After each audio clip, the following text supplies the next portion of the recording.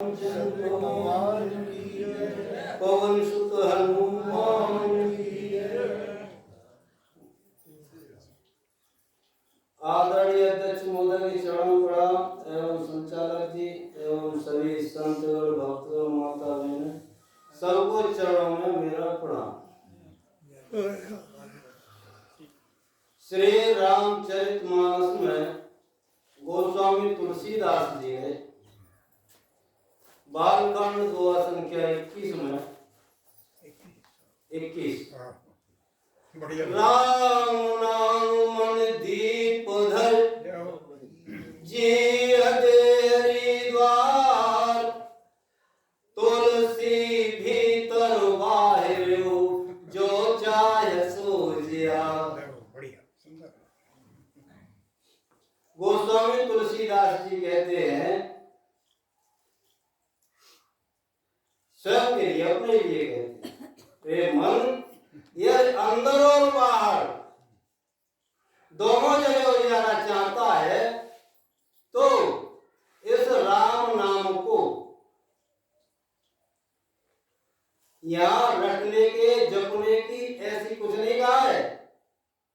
राम नाम जो ऐसा है अभी मास्टर ने बताया इसमें न घी की जरूरत है न बाती की जरूरत है। ये कैसे प्रकाशित है? राम नाम मन दीप धरे, ये राम नाम को दीप ही बता दिए। कहाँ रखना है? जी हथेली द्वार। मनुष्य का यह द्वार कहाँ है? देरी कहाँ है? क्यों देरी की स्थिति अब हमारे समाज से जा रही है।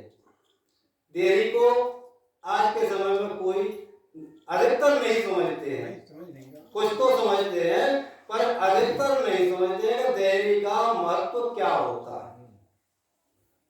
पहले की माताएं ससुराल जाती थी या ससुराल से आती थी तो देरी के पैर छू करके ही प्रवेश करती और पैर छू के ही जाती। वह देरी का महत्व समझती थी। आज की स्थिति क्या है?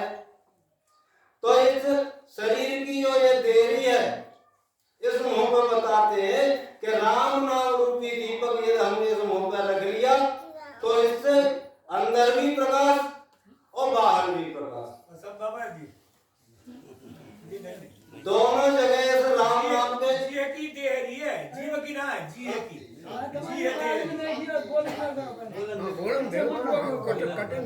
बीच में न बोले और जो शंका हो उसे बाद में अच्छा नहीं लगता है। जी देरी द्वार को पढ़ना समझना तो ऐसी स्थिति होती है। गोस्वामी तुलसीदास जी इससे घबरा गए। वह जो संतों को समझाते थे इसको पढ़ के सुना रहे थे तब ऐसे संत उनके यहाँ जो सुन रहे थे कुछ समझा नहीं, पढ़ा नहीं, जाना नहीं और तुलसीदास के सामने वो खड़े होकर वो समय भी यह कहते थे कि बाबा ये आपने क्या लिख दिया, ये बात हमारी समझ में नहीं आई। तो उन्होंने कहा हाँ ठीक कहा है, अब हमें पता चल गया कि तुम्हारे अंदर क्या है। जो अंदर होता है वो बाहर प्रकट होकर तुरंत आ जाता है, जिसकी जैसी भावना होती है। गोस्वामी तुलसीदास जी वह संतों को ऐसी स्थिति बताते हैं। राम नाम क्या चीज है उसकी स्थिति बता करके है गुरु विश्वामित्र जी ने, जो गुरु का प्रसंग यहाँ चल रहा था कि गुरु कहाँ और क्या देते हैं तो उसे बताते हैं गुरु के माध्यम से क्या होता है। गुरु विश्वामित्र जी ने मायापति को विद्या निज को विद्या दीनी, जबरदस्ती निज नाथ है जो चीनी विद्या निज को विद्या निज को विद्या दीनी। जब प्रभु श्री राम विद्या निधि हैं और उनको गुरु विश्वामित्र जी विद्या दे रहे हैं और भगवान श्री राम सहर्ष स्वीकार कर रहे हैं क्योंकि उनके हृदय में क्या था? सम्मान दूसरे का कैसे किया जाता है यह भगवान श्री राम वहां दिखा रहे हैं विश्वामित्र जी के पास। उन्होंने विद्या दी, सह स्वीकार की भगवान श्री राम ने। यदि वहां ये कहते कि इसकी मुझे क्या जरूरत है, मैं तो सब कुछ करने वाला हूं, पर गुरु ने विद्या दी और गुरु के इशारे पर वो क्या करते हैं। रामचरितमानस में गोस्वामी तुलसीदास जी ने बताया, दैहिक दैविक भौतिक तापा राम राज्य का हुआ नहीं व्यापा। अरे इसकी जड़ कहां से बनी? राम का राज्य इन तीनों तापों से सुरक्षित किनके द्वारा किया गया? गुरु जी के द्वारा। जब गुरु विश्वामित्र जी ने भगवान श्री राम को विद्या दी और उसके बाद राम लक्ष्मण को दोनों विश्वामित्र लेकर के जाते हैं, तो आगे जाकर के क्या देखा?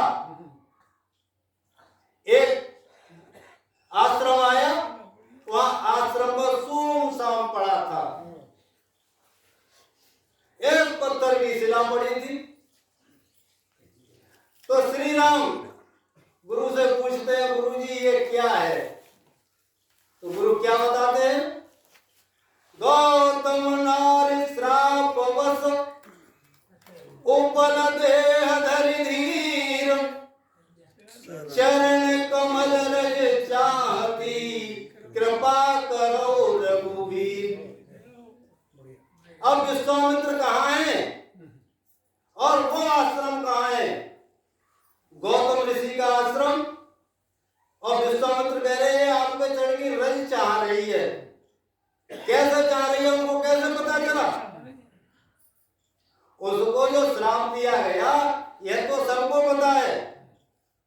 यहाँ 3 ताप विश्वामित्र ने उसके दूर कराए।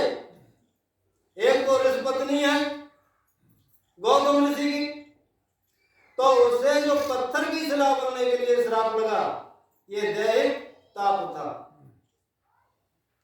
मनुष्य का शरीर और पत्थर हो गया। दूसरा दैविक, देवता इंद्र के द्वारा उसको श्राप लगा। जय हो, जय हो। तीसरा कि उस आश्रम में कोई भी पशु पक्षी नहीं रहता था, कोई पेड़ फूल और फल नहीं देते थे। ये 3 प्रकार के ताप एक साथ इकट्ठे थे। ये भौतिक ताप था। इस श्राप के लगते ही अहिल्या ने पूछा, प्रभु मेरी गलती से तो ये श्राप में पाप नहीं हुआ, पर इससे मेरी मुक्ति कैसे होगी? तो गौतम ऋषि ने क्या कहा? राम नाम मन दीप धर, राम नाम को हृदय में जीभ पर रख करके यदि तू इस श्राप को स्वीकार करेगी तो वो तेरा उद्धार कर देंगे। जय हो, बहुत सुंदर। ये शब्द को मुंह में रख करके और तूने श्राप स्वीकार किया, पत्थर की बन गई, तो वो आकर के तेरा यहाँ उद्धार करेंगे। श्री राम के नाम को मुंह में रख करके अहिल्या, और स्थिति देखिए उसकी। आज अगर हमसे कोई गलत कार्य हो जाए तो हम उसको छुपाएंगे, अंदर रखेंगे, लेकिन अहिल्या ने क्या किया? आश्रम में झोपड़े में नहीं गिरी, रास्ते पर आकर के चौरे में गिरी। क्यों? कि जो मुझसे पाप हुआ है आज के बाद किसी मेरी बहना माता से नहीं हो जाए। इसलिए सब देखें कि पाप करने के बाद क्या स्थिति होती है। इसे मुझे देख देख करके वो तो बच जाए, देवताओं का कोई भरोसा नहीं, तब क्या करें? स्वयं को बचना है। चौरे में आ गई तो उसके पाप दूर करने के लिए गुरु विश्वामित्र जी कहते हैं, चरण कमल में चाहती, कृपा करो। अब उनके चरण रज से उस अहिल्या का उद्धार हो जाता है। राम नाम के कारण विश्वामित्र जी ने श्री राम को बताया और उसका उद्धार हो गया। तीनों तापों का यहाँ उद्धार किया। और आगे चल के महाराज जनक जी के यहाँ माया, माया के लिए सभी कहते हैं माया बहुत बुरी है, माया से बढ़िया कोई चीज नहीं है। लेकिन माया को जाने, समझे माया क्या है।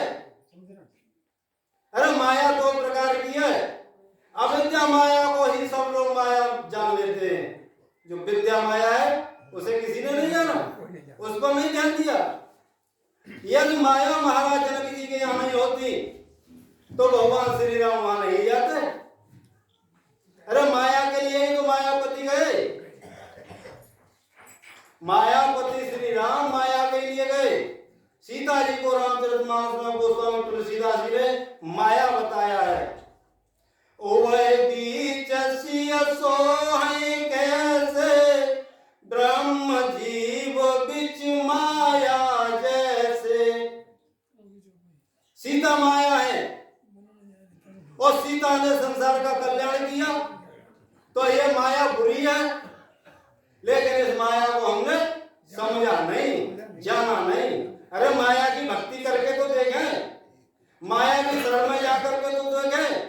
जो व्यक्ति माया की शरण में गया तो पिता श्री राम को वहां आना पड़ा और उसका पूरा अपना आशीर्वाद देना पड़ा।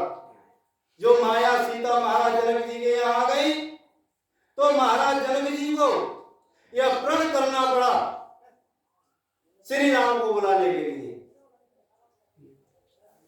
जब सभी राजा वहां आ गए, धनुष किसी से नहीं टूट रहा था, तो महाराज जनक दुखी हुए।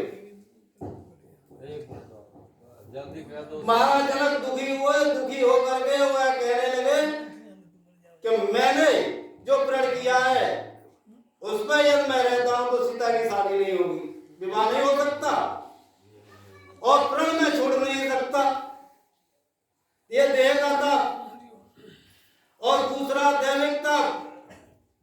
यह शिव जी का जो धनुष है, ये देव धनुष है, इसके कारण तो ये यहाँ हो रहा है। ये जो दुख हुआ महाराज जनक को, उसके कारण तो हुआ, ऐसा प्रण नहीं मैं करता। और तीसरा था वहां जितने राजा लोग आए थे जिनसे उम्मीदें थी वो सब अहंकार में तो बैठे हैं, लेकिन धनुष को हिला कोई नहीं पाया। इन तीनों की स्थिति देखकर महाराज जनक जब दुख हुए तो गुरु विश्वामित्र जी उस तीनों तापों को कैसे हटाते। उठो राम बंजो भव चापा, मेटो तात जनक परितापा। यहाँ तीनों तापों को महाराज जनक जी के गुरु विश्वामित्र जी ने राम के द्वारा उन्हें मिटवाया। इन तीनों तापों को मिटने का श्री राम में है और गुरु के द्वारा यह सब